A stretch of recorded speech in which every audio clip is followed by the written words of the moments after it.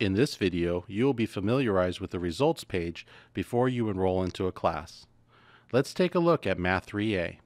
After choosing a class, a list of different class sections appears.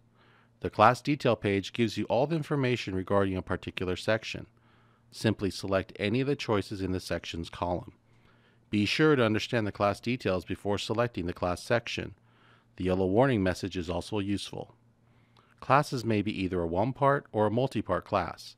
If the class is a multi-part class, there will be a caret next to the checkbox, indicating that additional sections must be chosen. For example, Math 3A is a two-part class. Note that the text below the class title explicitly states all required parts to enroll in the class. Choose a lecture and a discussion that best fits your schedule. This concludes our video.